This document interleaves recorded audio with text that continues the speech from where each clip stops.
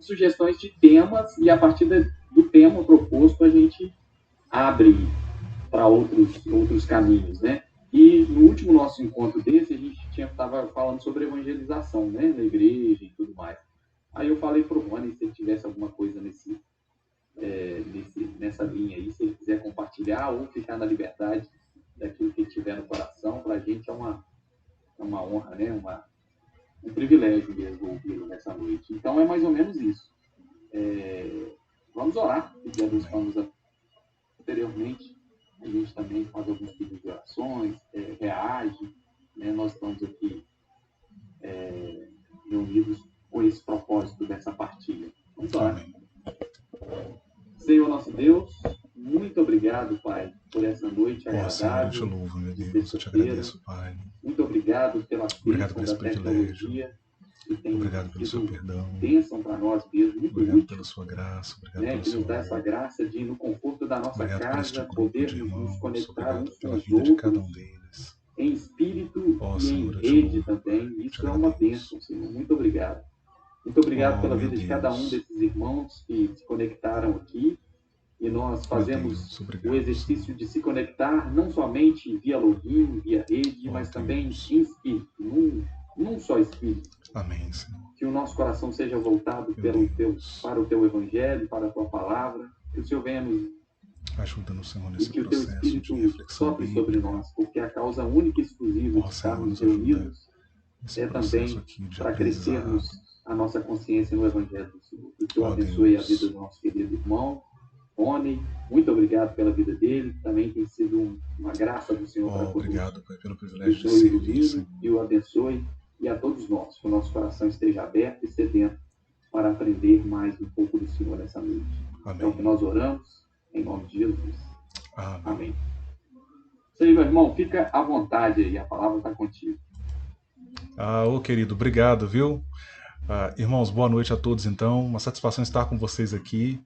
E fico muito feliz que eu tenha começado aqui a participar com vocês como ouvinte, né? Porque em outros grupos eu já comecei como falando, né? Mas eu tenho dito ao longo dos anos que sentar para ouvir é uma bênção, né? É muito importante.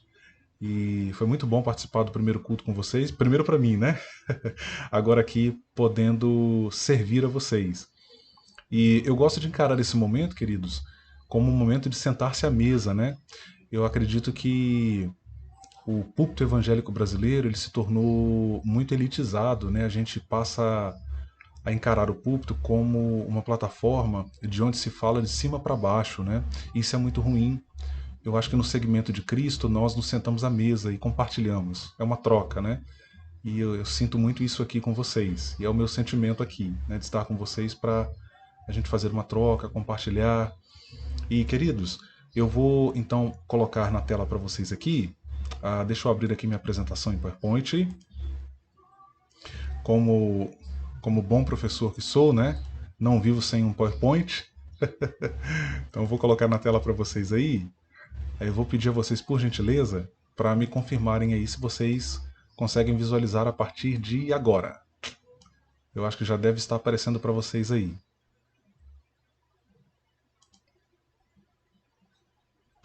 Obrigado. Samuel tá fazendo... Tezinha também tá fazendo joinha ali. Ok, muito bem. Queridos, as minhas apresentações em PowerPoint... sim, e agradecer a vocês pelo privilégio que vocês me dão de servi-los aqui, tá bom? Espero que esteja... O bom desejo do meu coração é que esteja nascendo aqui uma parceria muito duradoura, muito frutífera. E inclusive agradeço vocês também por me permitirem gravar para compartilhar depois também no canal e assim a gente alcança também outras pessoas lá, tá? Depois, Samuel, eu vou colocar a apresentação lá no grupo, se você me permitir também, ou eu te mando no privado e você posta lá como você achar melhor, tá? A ideia é compartilhar. Queridos, as minhas apresentações em PowerPoint, geralmente elas são assim, bem mais elaboradas, né? Eu sou muito prolixo, não só na fala, mas na escrita também. Mas para esse encontro eu falei, não, eu quero algo mais leve, eu quero algo mais objetivo, até porque o nosso tempo também ele está estabelecido, então vou preparar algo mais objetivo, ela está bem leve, tá bom? A ideia é refletir com vocês aqui sobre a evangelização entendida como itinerário. Eu acho que eu escrevi correto, né, Samuel? Itinerário, a ideia de percurso, né? A palavra é assim mesmo, né? Acho que eu escrevi corretamente. E eu devo aqui dar os créditos, inclusive, irmãos, já no começo dessa reflexão, ao meu professor, doutor Padre Eduardo, lá do programa de teologia da PUC Rio. Numa das aulas com ele lá, nas aulas de questões pastorais, atualização pastoral, ele tratou a questão da evangelização assim de uma forma como eu tinha uma compreensão muito parecida com a dele, mas não com essa nomenclatura, e foi amor à primeira vista, sabe, irmãos? Quando ele na aula abordou a questão da evangelização entendida como itinerário e não apenas como evento. O Samuel falou para mim que vocês estão trabalhando uma temática próxima da questão da evangelização, né, com o grande John Stott, né? Gosto muito do Stott, apesar de tê-lo lido pouco, né? Li boa parte do livro Discípulo Radical, aí eu emprestei, a pessoa não me devolveu mais o livro, né? Eu imagino que isso nunca aconteceu com vocês, né? Mas comigo sempre acontece.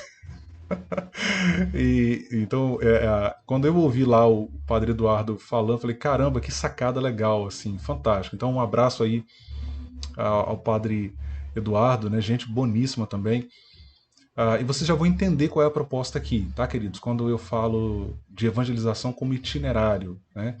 Eu vou então na tela seguinte colocar para vocês aí. Não vou me deter muito nisso, tá, pessoal? Porque seria redundante. É um quebra-gelo. Eu chamo todas as minhas apresentações em PowerPoint, eu coloco essa tela aí, mas é só um quebra-gelo mesmo para vocês conhecerem um pouquinho do nosso trabalho, das nossas atividades, né?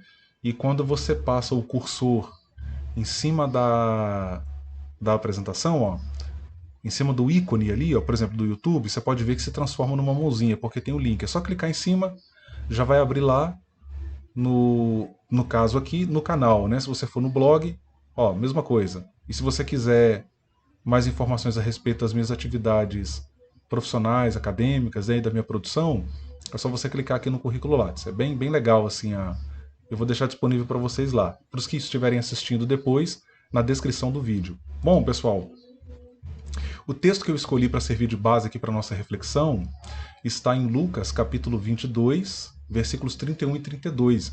E, gente, fiquem à vontade para me interromper, tá bom? Caso vocês queiram fazer algum comentário, alguma pergunta, falem agora e não se calem para sempre. Tá bom? Fiquem à vontade aí. O Marcelo, o pessoal que está estão nos acompanhando aí também, fiquem bem à vontade. O Haroldo, né? Todo mundo. Bom, Lucas 22, 31 e 32, na Nova Versão Internacional. Gosto muito dessa versão. Eu trabalho com várias, mas eu gosto muito da NVI. Se vocês quiserem acompanhar aí na sua versão, ou se só quiserem ler aqui na tela, fiquem à vontade. Enquanto vocês localizam, eu vou beber água. Vocês sabem que professor tem o kit professor, né? E faz parte desse kit professor a garrafinha, ó. Garrafinha de água vai comigo para onde eu vou. Podemos ler, queridos? Ó, diz assim o texto bíblico: Simão, Simão, Satanás pediu vocês para peneirá-los como trigo, mas eu orei por você, para que a sua fé não desfaleça. Agora, chamo a atenção de vocês para esta expressão: e quando você se converter, fortaleça os seus irmãos. Desculpa ali pelo erro de digitação, tá, queridos? Faltou um Szinho ali, ó. E quando você se converter, fortaleça os seus irmãos. Muito bem. Esse é o texto que nós vamos usar como base, tá, queridos? Lembrando que, já de partida, essa fala de Jesus é a sombra da cruz, ok? Jesus ele está prestes a ser crucificado quando ele dirige essas palavras aos discípulos e a Pedro ali em particular. Vamos lá. Como que a evangelização nos foi ensinada, né? O Samuel disse para mim que a maioria de vocês hoje não estão vinculados a uma instituição religiosa, a uma instituição evangélica, eclesial evangélica, mas eu imagino que muitos de vocês são egressos, né, de alguma igreja. E como é que a evangelização foi passada para a gente, né? E hoje, quando eu reflito sobre isso, eu acho assim muito interessante, porque hoje a gente olha com outro olhar, né? Hoje eu olho com outro olhar para a questão da evangelização. E vocês vão perceber um pouco disso aqui na nossa reflexão. Então, quais são as marcas, né, da compreensão que a gente tinha do que era evangelização? aqueles primeiros anos ali de conversão, no interior de uma igreja evangélica, a gente ia pra rua. Eu até pensei em colocar aqui, pessoal, não coloquei para vocês. Eu, adolescente, pregando na praça aqui do bairro. Fiz isso durante quase uma década. Pregando na praça, ia pra rua, colocava caixa de som. E eu era mentoreado por um irmão bem mais velho que eu, né? Que eu até assim, sempre tive ele como uma espécie de pai espiritual. E nossa, ele era muito radical. Ele ia pregar, ele batia, mas batia sem dó nas pessoas, assim, chegava a ser ofensivo às vezes, né? E é interessante quando eu olho a foto e a gente pensa assim, a cabeça que a gente tem hoje, fala, caramba, né?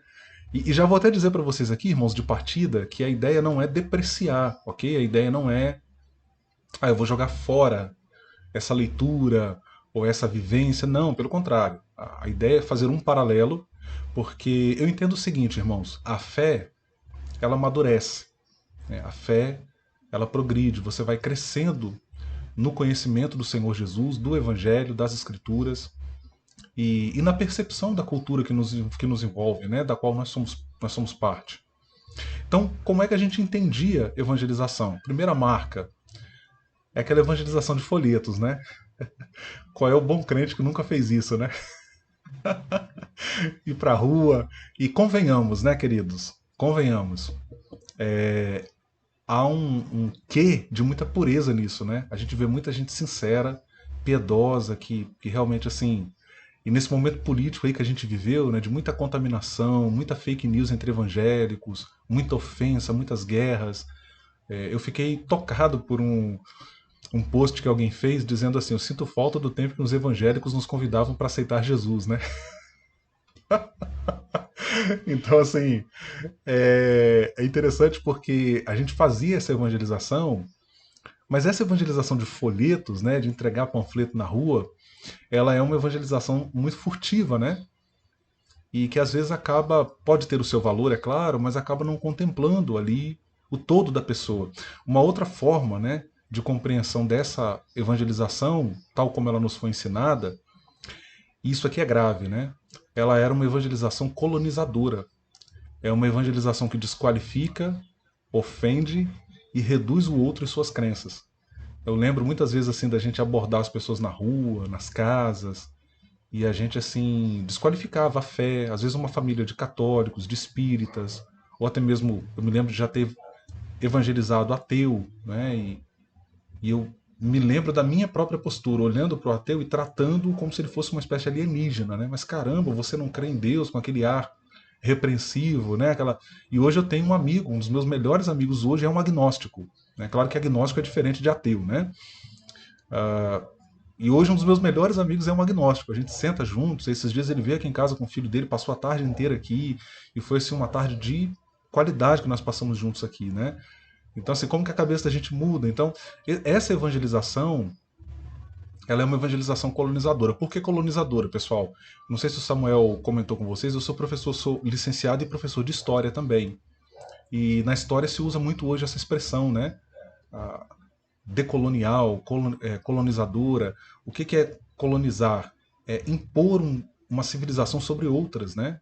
É impor um modus vivendi sobre outros. O que aconteceu no Brasil aqui, ao longo de mais de 300 anos aí de Brasil colonial, foi na verdade uma imposição de uma cultura sobre outras que já estavam aqui, que já existiam aqui, né? O filósofo indígena Krenak, ele vai trazer uma informação muito interessante dizendo que não fossem os indígenas que aqui estavam, muitos europeus que aqui aportaram viajantes teriam morrido, porque eles chegavam aqui devastados por causa das viagens, que eram longas, né? E os indígenas é que acolhiam eles e tratavam deles. Então, a gente tem essa ideia de que o Brasil ainda, né, embora está sendo superada, né, essa ideia de que o Brasil foi descoberto. Não, o Brasil não foi descoberto, né? Essa palavra, inclusive, ela é fortemente criticada hoje na história, né? Então, essa evangelização que nós praticamos, ela é uma evangelização muito colonizadora, que se impõe sobre o outro, né? E que por vezes não leva em conta que talvez aquela pessoa ou aquela família ela já está vivendo aquela fé que é diferente da nossa há anos, há décadas, né? E a gente chega ali metendo o pé na porta, tá tudo errado, vocês vão pro inferno. E queridos, Eu vou dizer uma coisa para vocês aqui. A despeito da minha profunda decepção com a instituição eclesial, o meu encantamento com Cristo só faz aumentar. Jesus é Jesus é extraordinário, irmãos. A forma como ele aborda a mulher junto ao poço, aquilo sim é evangelização, porque ali ele não estava sendo colonizador. Ele se aproxima dela, pede água a ela, mulher, se tu souberas quem é que te pede água. Então é diferente porque ele respeita. Ah, eu sei que o marido que você tem agora, na verdade, não é seu marido, você já teve 5. Ou seja, ele conhecia a vida dela. E aí ela agora vai e diz para os seus conterrâneos: olha, venham e vede o homem que disse tudo quanto eu tenho feito. Ou seja, Jesus a conhecia. É diferente da nossa abordagem, né? A gente muitas vezes aborda o outro de cima para baixo, uma arrogância religiosa, teológica, numa evangelização que é colonizadora, né? Mais adiante, pessoal, vou destacar uma outra característica, é que essa evangelização ela é proselitista. O professor Samuel, como eu, gosta muito dessa palavra, né, professor? Nós somos professores de ensino religioso, né? Então a gente fala muito disso no ensino religioso, que é a ideia de que você busca atrair não novos seguidores de Cristo, mas novos adeptos de uma religião. E como nós erramos nisso, queridos, ao longo do tempo. Né? Eu me lembro de uma conversa muito longa que eu tive com um padre de São Paulo, padre Jefferson, meu abraço ao padre Jefferson. Ele falou: Rony, mas você não tem essa preocupação de trazer as pessoas para a igreja? Eu falei: não mais, não mais. A minha preocupação hoje é trazer as pessoas, atrair as pessoas a Cristo. A Cristo. Tem muita gente na igreja que não conhece a Jesus. Tem muita gente que está há anos na igreja e nunca conheceu a Cristo. Então nós fizemos o caminho inverso, né? Nós queremos atrair as pessoas para a igreja, quando deveríamos primeiro ganhá-las para Cristo. Então essa evangelização ela acaba sendo, por isso mesmo, proselitista. Ela quer levar as pessoas a se tornarem adeptas de uma religião e não entenderem de fato que o cristianismo é segmento de uma pessoa e essa pessoa é Jesus. Ainda algumas marcas dessa compreensão, essa evangelização é uma evangelização de eventos, né? O crente, se for pentecostal, então, irmãos, ele gosta, ele se acaba, falou que é congresso, falou que é evento, ó. Ai, ai. Irmãos, eu morro de rir, porque a gente, assim, claro, né? A gente trata isso assim com bom humor, mas é muito sério isso, é muito grave. Eu queria, queridos, assim, rapidamente, olha só, eu tenho aqui nas minhas mãos, até aproveitar para divulgar para vocês aqui, ó, a minha enciclopédia teológica, e eu queria ler para vocês aqui um trechinho de um artigo que eu escrevi há 12 anos atrás e que foi publicado na enciclopédia agora em 2020, né? Deixa eu abrir para vocês aqui rapidinho. É um trecho pequeno, tá, queridos, que eu vou ler para vocês. E diz assim, ó, vamos lá, peraí, deixa eu mudar o compartilhamento aqui, queridos. Só um minuto, tá? É ao vivo e a cores.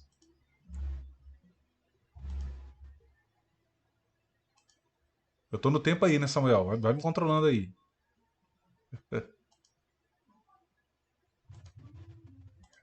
Aí, agora sim.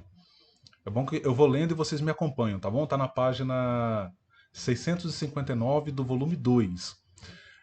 O que acontece, queridos? Esse artigo, o título dele é o seguinte: Síndromes que atingiram em cheio a igreja brasileira. E uma dessas síndromes, eu usei linguagem médica, né? Linguagem ali da infectologia para falar disso. E uma dessas síndromes que eu chamo de síndrome da valorização invertida. Eu vou ler um trechinho aqui, vocês vão entender o que eu estou querendo dizer com isso, tá? Deixa eu aumentar um pouquinho a fonte para ficar melhor para vocês aí, ó. A partir daqui, ó. Essa síndrome da valorização invertida tem levado nossos líderes e nossas igrejas a darem mais valor a pregadores, cantores e cantoras famosos que só vêm em nossas igrejas se receberem dinheiro, e muito, e não darem o devido valor aos vasos de honra que temos em nossas próprias igrejas. Pessoas que, não raro, trabalham e se desgastam pela obra de Deus, sem nada receber em troca. Essa síndrome se dá quando preferimos investir vultosas quantias em eventos que realizamos em nossas igrejas, que duram apenas alguns dias, enquanto nos recusamos a investir, por exemplo, na escola bíblica dominical, um programa de ensino bíblico que dura todos os dias do ano, por todos os anos, gerando incontáveis benefícios para a igreja local. O artigo é extenso, tá, queridos? Eu só queria compartilhar esse trechinho com vocês, para vocês entenderem assim a proposta, né? E também isso tem relação com o que eu estou falando aqui, a respeito da evangelização entendida como evento, né? Eu penso que um dos grandes equívocos aí da igreja brasileira hoje... Opa, desculpa, gente. Eu penso que um dos grandes equívocos hoje da igreja brasileira é acreditar que evento faz igreja crescer. É acreditar que evento gera maturidade cristã. Pode até contribuir em algum nível, mas eu não acho que seja o caminho. E a igreja evangélica brasileira, ela gosta muito disso, né? Isso que está acontecendo aqui, queridos, com vocês, entre nós, né? Nós aqui, é fantástico, porque isso aqui é itinerário. Isso aqui não é evento. Isso aqui é itinerário. O que é itinerário? Caminhada, percurso que nós fazemos ao longo da vida, né? E é interessante pensar que a jornada, ela nos ensina muito mais do que a chegada. Nós aprendemos muito mais com a jornada do que com a chegada, né? Então as pessoas vão para eventos. Eu me lembro, queridos, que eu era membro de uma Assembleia de Deus aqui da região, que ela gastava mais de 40 mil reais por ano com um big evento que ela realizava aqui. Me lembro de numa ocasião, um amigo meu que participou da organização do evento, é porque eu não ia, né? Eu já faz vários anos que eu tenho esse olhar crítico sobre isso, então eu não frequentava. Eu participava dos cultos regulares, como membro da igreja, né? Mas nos eventos eu não ia. Nesses mega eventos eu não ia. E um amigo meu que participou da organização, ele falou assim, Rony, num dos dias do evento, compareceram 6 mil pessoas. Você imagina, Samuel, você conhece a região aqui, você imagina o que são 6 mil pessoas numa rua dessa, de um bairro como esse meu aqui? É surreal, você não acredita. Agora olha que coisa curiosa. Na terça-feira seguinte, que era o culto de ensino, tinha 15 pessoas dentro do templo. E o pastor dessa igreja sentou comigo na época e me aconselhou a trancar o meu mestrado. Conselho que felizmente eu não segui. Pergunto a vocês, irmãos, que fruto isso gera para a igreja, se não apenas a questão da visibilidade, né? Então a vida cristã, o discipulado cristão é muito mais do que evento, é muito mais do que encontros fortuitos e pontuais, é um segmento, é uma continuidade, né? É isso que está acontecendo aqui. Eu louvo a Deus por vocês, pela vida de vocês, por essa iniciativa. Mais adiante, queridos, deixa eu tentar avançar aqui. Opa, aí, agora sim. Essa evangelização é uma evangelização da estética, não da ética. Aqui eu estou traçando um breve diálogo com Zygmunt Bauman, que é um sociólogo polonês, um grande pensador, um grande intelectual, já falecido, né, infelizmente, mas que nos deixou como legado uma grande obra, né, e legado mesmo. Né? As pessoas hoje usam a palavra legado para tudo, mas a palavra legado ela tem um peso muito grande. Né? No caso de Bauman, a gente pode aplicar sem reservas. Né? Bauman deixou um grande legado. E o meu objetivo, inclusive, é montar a coleção de livros dele. Recomendo a todos vocês, tá, pessoal? E o Bauman, ele chama a nossa atenção a respeito, na minha opinião, Bauman, ele tem uma das melhores leituras do nosso tempo, né, para entender o nosso tempo. E o Bauman, ele vai dizer que a sociedade pós-moderna, ela é uma sociedade que valoriza mais a estética do que a ética. Isso é fantástico. É uma sociedade que se reúne em torno de ideais estéticos e não em torno de ideais éticos. Então, o que leva as pessoas a participarem de um mega evento numa igreja evangélica? Aprofundar o conhecimento bíblico, aprofundar a espiritualidade, estreitar os laços de fraternidade entre irmãos, desenvolver alguma atividade que seja social, coletiva, relevante para a própria igreja e para a sociedade? Não. As pessoas vão por quê? Porque fulano vai estar cantando, porque fulano vai estar pregando, né? Ou seja, nos reunimos em torno de ideais estéticos e não éticos. Bauman estava certo e a igreja incorporou isso. É muito interessante para a gente pensar. Mais adiante, queridos, a gente se deixar eu falo a noite inteira aqui, hein? Alguém me segure, senão deixa eu ficar de olho no horário aqui, eu me empolgo. Falar de Jesus, da Bíblia, do Evangelho, a gente vai embora, né? Evangelização de recordes. Aqui, quando eu falo disso, queridos, eu me lembro de um autor estadunidense, escreveu um livro que eu conheci durante o mestrado, entre os anos de 2016 e 2018, 9 marcas de uma igreja saudável. Mark Dever, lembrei agora. O Mark Dever, ele chama a nossa atenção para algo muito interessante.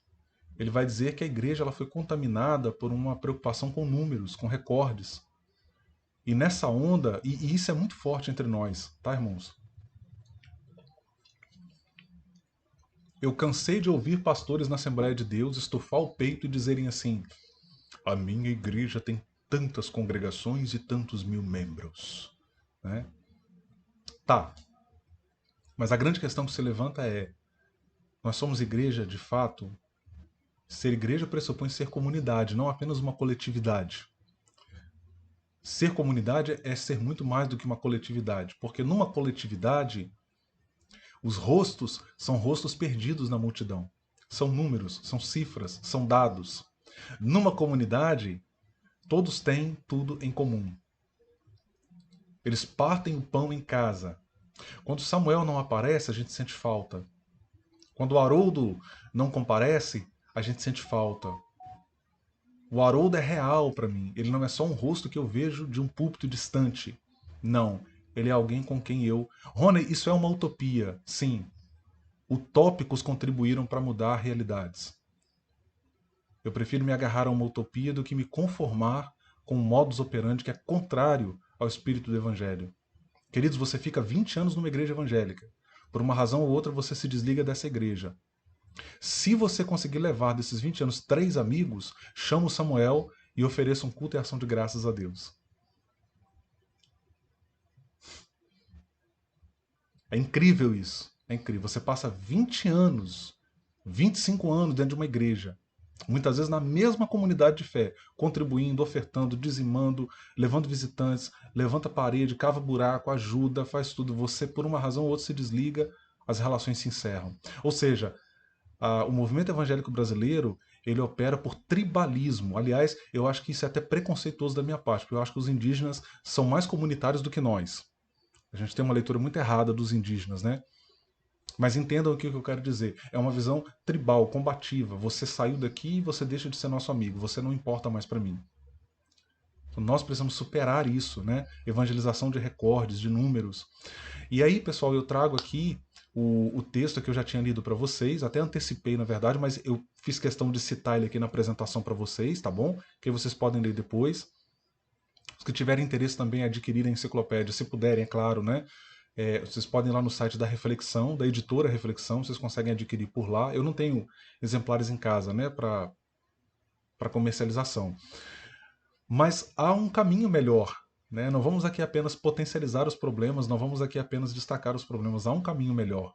A evangelização como itinerário, a evangelização como caminho. Deus abençoe o Padre Eduardo por esse insight tão maravilhoso, né? Evangelização que se dá regada a café. Essa evangelização é bem melhor. E aqui eu estou estabelecendo um sutil diálogo com Francis Schaeffer, teólogo reformado do século XX, grande teólogo, brilhante.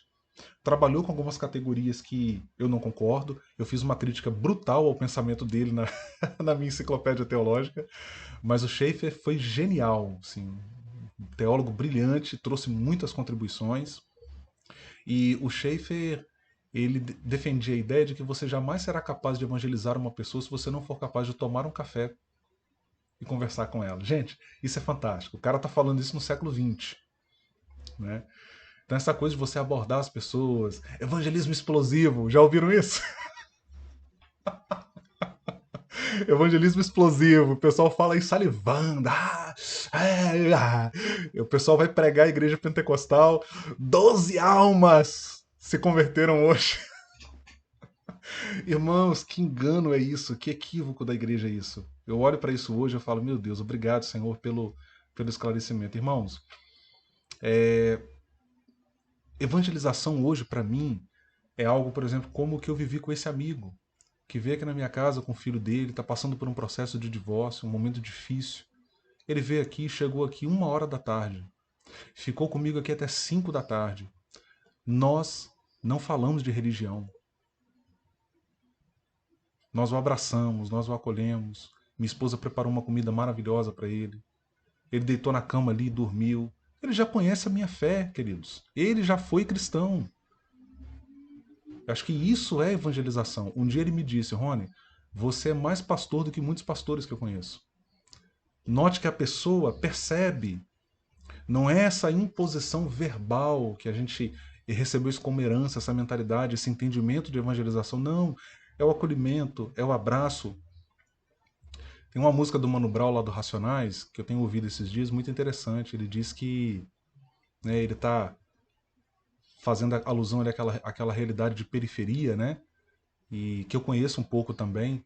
E tem um momento que ele fala bem assim, dar um rolê com os manos, isso já me faz feliz. Ou seja, eu não preciso de muitas coisas. Então, aquele momento legal que você senta com o irmão, né, você dá boas gargalhadas, abraça, toma um café juntos. Queridos, Deus está ali, o Espírito de Deus está ali. Né? E se a pessoa está aberta a ouvir o Evangelho, aí sim você compartilha. E há uma abertura, há um acolhimento. Queridos, a gente precisa entender o verdadeiro cristianismo, historicamente. Ele sempre cresceu por adesão voluntária, nunca por imposição. Então não adianta, a pessoa não quer ouvir, não fale. Não fale. O Espírito de Deus sopra onde quer e tem os seus caminhos. Se você prega pela ética, pela vida, pelo abraço, pelo sorriso, pelo acolhimento, pela ajuda no momento de crise, pela escuta atenta, pode ter certeza, irmãos, o Espírito de Deus está trabalhando no coração das pessoas. Mais adiante, essa evangelização de itinerário é uma evangelização de escuta atenta. Nós vivemos numa época em que ninguém ouve ninguém. Vocês já conversaram com pessoas que a pessoa fala, fala, fala, fala, e quando você vai falar, ela falou, falou, falou, falou, aí você ouviu ela, aí quando você vai falar, ela.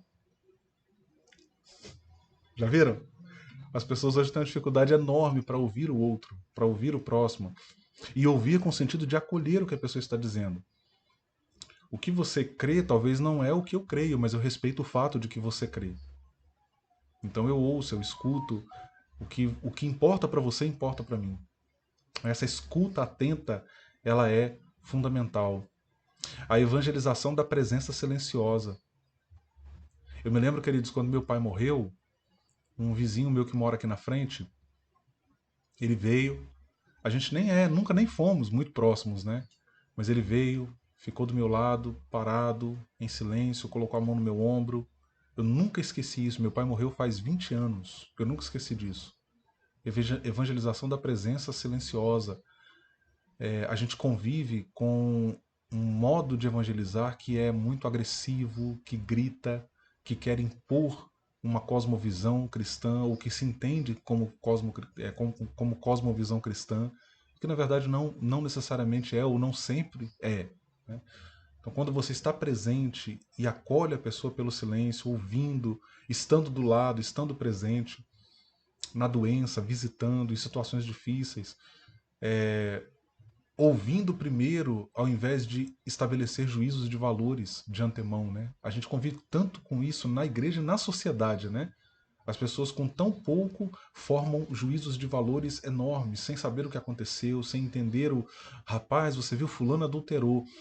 Igual alguém chegou para mim e falou bem assim, olha, o Rony, você ficou sabendo o que aconteceu com a irmã? Isso há alguns anos atrás, né? Você ficou sabendo o que aconteceu com a irmã? Cara, ela foi flagrada no carro com outro homem, traiu o marido. Eu falei assim, olha, eu lamento que isso tenha acontecido, mas essa irmã, eu conheço ela há 20 anos. E há 20 anos eu a conheço como uma mulher de Deus. E isso não mudou para mim. O deslize moral dela não apaga 20 anos de contribuição. Então, a presença que se faz, a presença que se coloca quando as pessoas mais precisam da gente, né? A evangelização da ética mais que a estética e mais que a prédica. Não me esqueço de uma fala de um aluno que hoje está na Europa, né? Há vários anos atrás, um ex-aluno meu, e alunos são assim, né? Nunca subestime alunos. Às vezes eles falam coisas assim que você, caramba! E ele falou uma coisa que estava à frente do nosso tempo naquela época. Ele disse assim, Rony, já estamos chegando no momento, professor, em que as pessoas não vão mais nos ouvir. Nós não vamos mais conseguir evangelizar pela fala, somente pela ética. Ele estava certo. Ele estava certo. Queridos, a sociedade não suporta mais crente. Eu não suporto mais crente. Eu até brinquei com o Samuel, né? É claro, gente, eu tô falando assim, tô dando uma exagerada, né? Isso é oratória também, né? É claro, eu sou evangélico, eu sou membro de uma igreja local, mas o fato é que a sociedade está muito desgastada com o nosso discurso. Se a gente não mostra na vida... Eu tenho amigos meus que falam para mim, Rony, cara, uma coisa bacana em você. Duas falas de dois amigos, uma amiga e um amigo. O amigo falou bem assim, Rony, a gente consegue conversar com você, cara. Ele é professor de história. A amiga disse assim, Rony, o que eu vejo em você é uma fé que não é uma fé de fanatismo religioso. Então perceba, sem eu nunca tê-los evangelizado nos moldes tradicionais que nós recebemos como herança. Então veja, queridos, há um caminho melhor. A evangelização como itinerário, a evangelização em que nós nos colocamos ao lado, em que nós abraçamos, em que nós não falamos do pecado do outro de cima para baixo, mas nos assentamos à mesa e olhamos no mesmo nível. Talvez o Haroldo não comete o pecado que eu cometo, mas eu cometo outros pecados. Ou ele comete outros pecados, e vice-versa. O Samuel, todos nós. Então essa coisa de que eu falo do erro do outro como se o meu erro fosse menos grave. Não. Nós somos iguais em Cristo Jesus. Mateus 23:8, né? Olha, entre vós não será assim. Vós todos sois filhos de um só Pai, um só é o vosso Senhor, e vós sois irmãos. Então, a ideia de pensar a evangelização como um colocar-se ao lado e nos ajudar mutuamente, exatamente como ensina o Evangelho. Quem julga estar em pé, cuide que não caia. Eu agradeço a Deus, queridos, que eu nunca fui radical com os erros alheios. Porque naquilo em que julgamos, nós podemos tropeçar. Aquelas situações em que nós demonizamos, eu vi muita gente, crente, mas criticar ferozmente pessoas que se divorciaram. E eu vi essas pessoas lá na frente se divorciarem. Eu vi muita gente criticar ferozmente famílias que tinham pessoas, pais cristãos que tinham filhos gays. E eles criticavam ferozmente até que eles descobriram que um filho ou um parente era gay também na família deles. Aí o discurso muda, né? E nessa hora eu me lembro do ensino de Jesus. Com a mesma medida com que julgardes os homens, vos medirão a vós. Aquilo que quereis que os homens vos façam, fazei vós também.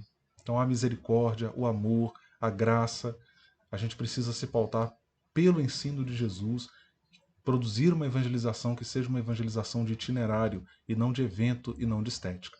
Amém, queridos? Eu deixo aí a referência, na verdade é uma correção, né? Eu coloquei referências no plural, mas é referência porque foi uma só que eu usei, né? Em particular para esta apresentação. E espero assim, queridos, que tenha edificado os irmãos, que Deus possa continuar abençoando ricamente a vida de vocês, e tenho em mim aqui um servo desse grupo, alguém que está aqui pronto para servir, para colaborar com vocês aí. Amém, queridos? Deus abençoe a todos. Irmão, maravilha. É isso mesmo. Está muito, muito dentro de tudo que a gente tem falado. É o mesmo espírito mesmo. Maravilha.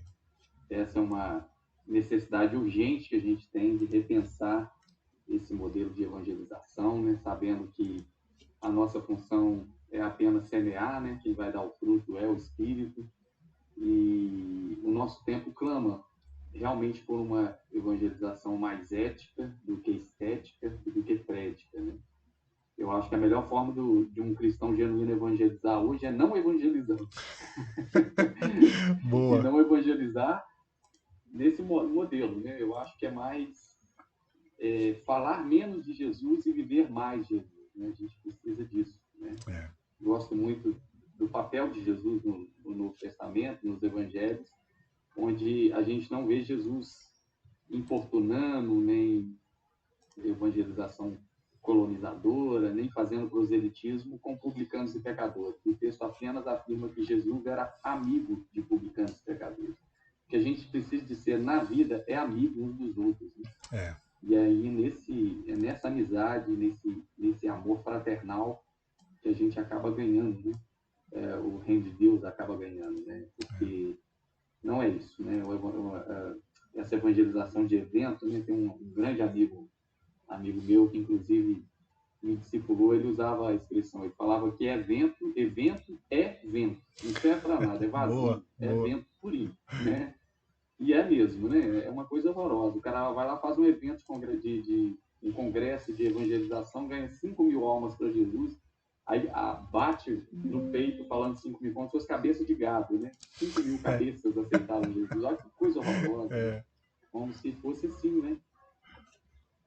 E aí a gente tem que viver e pregar o evangelho todo tempo, se precisar usar as palavras, né? Como diria o velho sábio cristão lá. Essa frase é atribuída a Francisco de Assis, não sei se foi ele mesmo que falou, mas tudo indica que sim.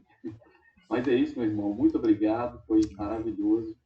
A gente precisa de repensar o nosso modelo, né? Eu acho que um caminho sem volta hoje é esse diálogo que a gente tem que ter, inclusive com a tecnologia, né? Você começou falando sobre a evangelização de folheto, né? Inegavelmente, eu acho que ele teve o seu momento na história extremamente importante. Mas hoje, gente, eu falo, por exemplo, de vez em quando eu coloco alguns posts, faço alguns stories assim, desses trabalhos nossos, grupos, ou cultos caseiros, gente com histórias hoje. Assim, pessoas que não têm seguidores, igual eu, não sou famosinho de internet, né? Pessoas, 320 pessoas viram esse folheto, receberam esse folheto. É impressionante. Por que era um irmãozinho, uma campanha de evangelização, lá na década de 80, 90, tendo que entregar folhetim para 300 pessoas, as coisas mudaram, né? E a fé tem que se renovar nesse sentido. A gente tem que ser, de fato, tem que fazer esse exercício de renovação da mente, de fazer releituras sempre necessárias, de fazer atualizações. Esse é o espírito dinâmico do Evangelho. E isso que é legal, né? A palavra é viva e eficaz nesse sentido. Maravilha, que a gente possa aprender. Gostei demais dessa expressão, evangelização itinerante, né? Até, eu não sei se esse padre que te orientou aí, do seu mestrado, ele é católico mesmo, né? Mas aqui, eu acho que até um texto seu, Rony, que eu li, você citou Johann Konings. Isso aí. Isso, ele foi biblista. Muito bom. Ele era aqui. Biblista. Quando eu fiz teologia, a Bíblia nas suas origens de hoje, mas isso ele aí tinha uma... Eu não sei se ele é vivo ainda. Infelizmente nos deixou recentemente. Infelizmente. Ele foi orientador do meu orientador de monografia. Um monstro, Samuel. Um monstro. Na área bíblica. A teologia católica tem muita coisa boa. Sim, e a gente tem que né, tirar esses frutos, né? É. E que expressão bonita essa evangelização itinerante. É bem Jesus mesmo, né? A caminho, né? Você vê o evangelho de Lucas, Jesus está pregando o tempo inteiro. E andando com os discípulos. Né? Fazer discípulo é isso. A gente ganha a alma para Jesus, mas não evangeliza, não faz amigos. Né? Essa impessoalidade é muito colonizadora mesmo. O Haroldo quer falar alguma coisa aí? Sim, eu queria dizer para o Rony, né, que foi uma bênção exposição e tudo que você falou aí é extremamente comum, né, na minha vida pregressa, né, de evangélico, né? Inclusive, na instituição onde eu estive, eles fizeram uma evangelização de evento que encheu o Mineirão, e eles tinham o propósito de também encher o Maracanã. Para nada. Até hoje eu não sei o resultado dessa evangelização.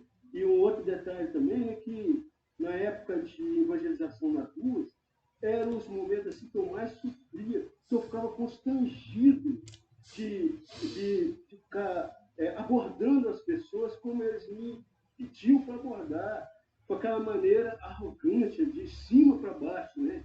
Então eu sofria, eu ia porque senão eu era punido, né? Então, tudo que você falou foi maravilhoso e eu vibrei aqui, viu? É isso aí. É isso. Irmãos. Bom, Marcelão. Opa! É muito oportuna essa temática aí, né? Porque nós vivemos mesmo num momento caótico na nossa história, né? Enquanto brasileiro, enquanto igreja. Porque eu estou com 53 anos, eu nunca vi tanto distanciamento entre irmãos por causa de ideologias que são vãs e passageiras, né? Então a gente está nessa situação e, assim como o rosto de Jesus brilhou, o nosso também tem que brilhar, mas com uma cena espontânea e autêntica, né? Não aquela coisa não que eu vou subir o monte, eu vou fazer 7 dias de corrida de oração, porta em porta, não. O Senhor que faz a obra, né? Cabe a nós estarmos na condição, abraçarmos nossos irmãos. Não, eu acredito o seguinte, todos nós aqui, existe problemas, diferença entre as famílias, porque houve um racha social dentro das famílias, e isso se reflete no nosso comportamento enquanto igreja. Então, há pessoas da minha família, da mesma comunhão que eu, que estão distantes, né? Então, cabe a nós agirmos, né, para mudar essa situação. Não que isso vai mudar por causa de nós, mas nós também não podemos contribuir para que essa distância realmente, né? Nós precisamos estar em comunhão, buscar o Senhor, porque o nosso testemunho é muito mais importante do que a gente imagina. Eu trago experiências, testemunhos que eu recebi, tive de irmãos e de irmãs. Essas pessoas não têm ideia do que elas fizeram, de como o Senhor usou essas pessoas para falar comigo. Da mesma forma, também nós podemos ser uma ferramenta na mão do Senhor, se Ele assim quiser. Isso mesmo, com certeza. A luz brilha, né? Jesus fala que aquele que... Eu gosto dessa expressão, né? Jesus fala no Evangelho de João, aquele que crê em mim, fazendo referência, se não me engano, ao profeta Ezequiel, né? Como diz as Escrituras, rios de água viva fluirão do seu interior. Inevitavelmente, quem anda com Deus flui. Eu acho que fluir dá uma sensação de muita espontaneidade, né? Não é algo artificial, não é uma fonte artificial que a gente cria do ponto de vista... O fluir também, ele é constante, ele é dinâmico e ele é maleável, né? Vivo, ele é contorna, né? Vivo, exatamente. É isso, meus irmãos. É uma temática muito necessária, eu acho que é sempre bom a gente repensar tudo isso. Queria agradecer novamente ao professor Rony. Prazer, gente. Esperamos vê-lo novamente conosco, Amém. com novas temáticas, tem muita bagagem aí. Pra gente, quanto mais gente aqui para a nossa casta sacerdotal, melhor. Então, para a gente é um privilégio, né, gente? Um professor com um currículo desse, com uma produção tão bacana. E eu falei com ele, conversando, trocando áudio, que eu vi nele algo que eu gosto muito, né? Eu falo isso pela minha experiência também. Não tenho tanta experiência na academia, mas passei por ela, né? Fiz uma bacharelado em teologia bem acadêmico mesmo, né? Não foi ministerial, e também fiz mestrado. E a gente vê muita gente inteligentíssima, gente com muito conhecimento teológico, mas naquela aridez, assim, naquela frieza, falta aquela devocionalidade, e isso é notável nesse teólogo pentecostal assembleiano, professor Rony. Um prazer, meu querido, muito obrigado pela participação, ajuda demais. As portas estão, como você disse, que o nosso vínculo seja duradouro enquanto durar, né, nesse caminho itinerante aí. Meus irmãos, são 8h21, horário de Brasília. Nós vamos abrir aqui o nosso momento de oração. Amém. Se alguém tem algum pedido de oração, pode falar, abrir o microfone para falar, ou usar o chat aí para fazer um pedido. Eu já quero abrir esses pedidos aqui para pedir para a família de uma professora lá de Reacima, cidade vizinha aqui minha. O filho dela faleceu ontem, foi meu aluno,